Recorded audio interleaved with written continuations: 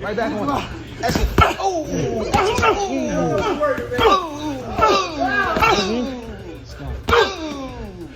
Body. Yeah, he very explosive. He's very explosive, and you know, man, he be cracking them dudes. Hey, he be putting them to sleep.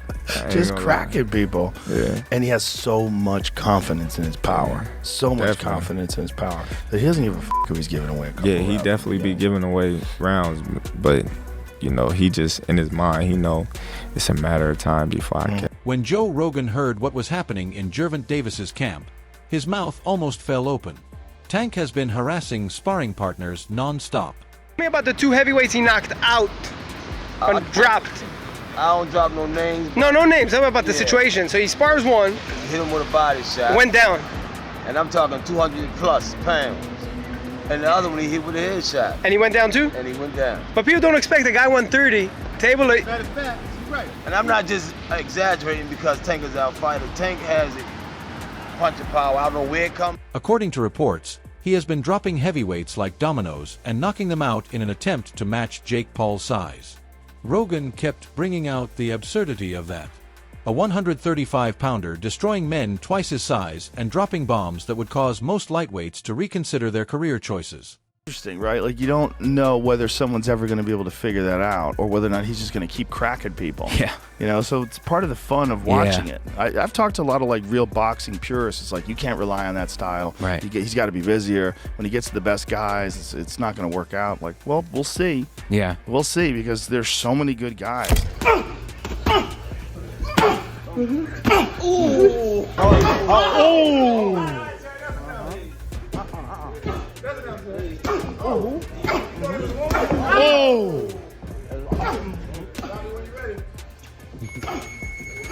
30 seconds, 30 seconds. Everyone in the fight industry is talking about Tank's dominance because they wonder what he will do to Jake in front of the spotlight if he is already doing it to heavyweights. But wait. The twist is here. The purpose of this battle is to serve as a showcase. Knockouts aren't meant to matter. Isn't that correct? Not quite, as Jake Paul recently disclosed that a KO bonus is at stake. Yes, exactly. Someone who puts the other guy to sleep is getting paid more. The only reason it had to be an exhibition is just because of the weight. Yeah. Well, other than that, there's a winner, and there's I don't know if I can say it, but there's like a big knockout bonus. Okay. So if someone knocks the other one out, they're gonna get a big bonus. This amicable display suddenly appears to be a covert, approved retaliation match. This won't be a sparring match because of Tank's strength and Jake's inflated ego. There will be fireworks. And when it's finished, one of them could not be getting up. Things have only gotten more bizarre since Joe Rogan's astounding comment regarding Tank's sparring prowess because there are now leaks, rumors, and Jim whispers all pointing in the same direction. Yes, don't be surprised, okay? This is a photo. This is a photo of one of the bigger guys that he was sparring. But in the past, you know, like maybe a few years ago, he was fighting a guy in Mayweather's camp. He was a bigger guy. I think he was like a middleweight or something like that. He was whooping his ass. One time he was like on live whooping a bigger guy's ass. I mean, he's just beating bigger guys like middleweights and stuff. He's done that. According to rumors, Tank has been making out with men much larger than himself. Heavyweights, light heavies, and middleweights. Additionally, it doesn't appear to be typical prep. It appears to be a demolition test. The stories that are emerging sound crazy. Men being thrown onto the ropes. He hit him so hard I thought he died, said teammates. One thing is certain, regardless of whether it is gospel truth or embellishment. Tank is practicing more than simply timing and movement. He is preparing for devastation. I've seen him knock out some heavyweights. You might knock a lot of ass out now. You knocked out a heavyweight? Yeah. How was that? Because I hit harder than Wilder. Now, granted, the heavyweight that Gervonta Tank Davis is whooping and sparring is not like, you know, all-time great heavyweights, all right? And it shouldn't be.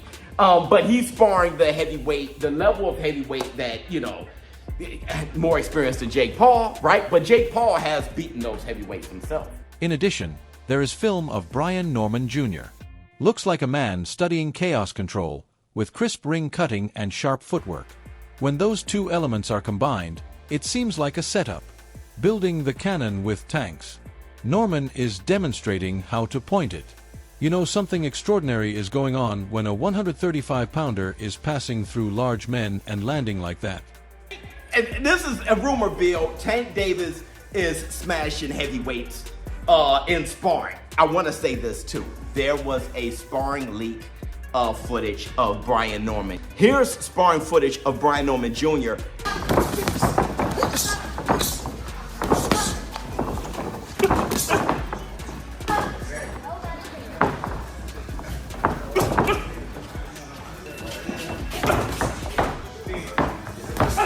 This is no longer a friendly sparring match.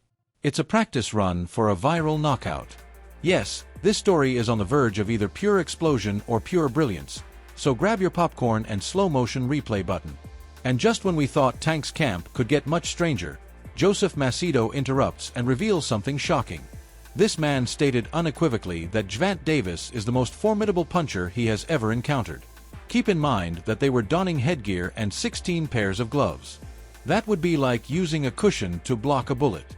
And it's a lot of IQ, a great amount of intellect. I even told people before I've been in the ring with him that people have always slept on his intellectuality as a fighter, you know, like his thinking in there, because he's continuously setting up shots. He's thinking about his next move. Like, he's just not in there throwing bullshit. Like, he's in there selecting, you know, combinations and setting shit up. So he's a tremendous fighter, and it was a blessing to be in there. Despite all of that protection, Tank's shots felt weighty, pointed, and surgical, according to Macedo.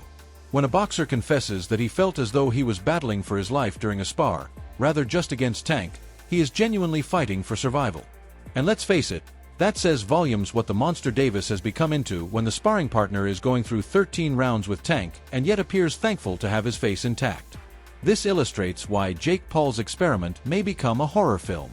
We are discussing a man who is analyzing gym pros like a scientist with knockout power. When he was really in his fight mode and, you know, was trying to knock me out. What was that like? I mean, how challenging was it to hold up under that heat? It was challenging, bro. Mentally, yeah, for sure. But like, cause I felt like I was in a fight. I felt like I was fighting for my life. And the way he throws his shots and his punches with the accuracy and precision, the power just comes naturally. That's why he's able to knock guys out with any. It was best expressed by Macedo. Tank isn't simply swinging wildly. Like a grandmaster wearing gloves, he is calculating, laying traps, and choosing angles.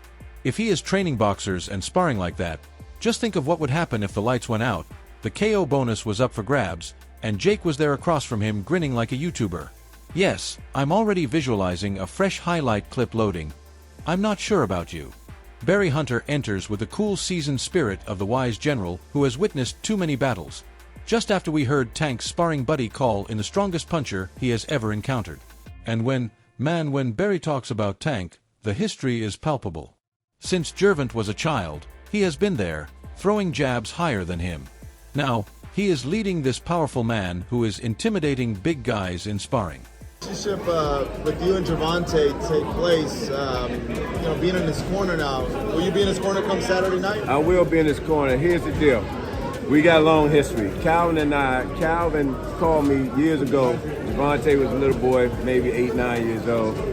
Brought him up to the gym. And we've all been together every. Paul is a much heavier fighter by nature, and the rules for their fight stipulate a 195-pound. This wasn't for play. This involved business, and business entails suffering. According to his account, Tank did not prepare for Jake Paul in a casual manner. It was calculating, cold, and designed to cause devastation. Come on, we all know what Barry's true thoughts are when he tries to maintain his humility regarding his forecasts. That quiet assurance, which sounds like a man who already knows how the film ends, was audible. He even acknowledged Jake Paul, stating that the young man is capable of fighting. However, you could tell that he was suppressing a grin that said, "Yeah, until he meets Tank." Barry's statement gave the impression that Tank had been practicing for a demolition project rather than a boxing battle. It's the feeling. Just serene coaches and icy pandemonium awaiting fight night. No noise, no drama. He's a good fighter, great fighter, and he want to be where Tank is. I mean, and he knows the steps to get there now, so that's what it is. Yeah. Any prediction? Any final prediction for the fight? No, I won't do that. You know what I mean? I'm hoping for a good fight for the people. You know what I mean? Explosive fight. But make no mistake about it. They don't like to lose. We don't like to lose. It's going to be a hell of a fight come Saturday. Boom. Just when you thought the Tank versus Jake plot couldn't get any more crazy. Rather, Sonny Edwards is revealing shocking information as if he hasn't slept well or had too much coffee. Tank doesn't even care about boxing anymore, the man essentially stated. Like, that's crazy, bro. Imagine announcing to a talented performer that he is emotionally checked out just before he enters the ring with Jake Paul. Telling Mike Tyson that he appears exhausted prior to a spar is equivalent to that. Sonny wasn't hating, though. He was genuine. He claimed that after the difficult one with Lamont Roach Jr., Tank's lost some of his enthusiasm for the grind. And that honesty is somewhat palpable. He even made a joke about coming out of retirement if Jake Paul began competing against flyweights. That's energy. Because I don't know, but I just hope this is a proper fight. I hope that, you know, Tank goes in there, Jake Paul go in there, and I hope Jake tries taking Tank's head off, and I hope Tank tries taking Jake's head off, and that's what's good. This is where it becomes humorous, though. Sonny genuinely expressed his desire for Jake Paul to get completely starched by someone half his stature. That's not analysis, bro. It's treatment. For those of us smaller guys who have had to hear that size matters, you can tell Sonny. No, not in the presence of Tank. Because Jake will quickly discover why Tank doesn't need to talk trash if he enters the room believing this to be a YouTube spar.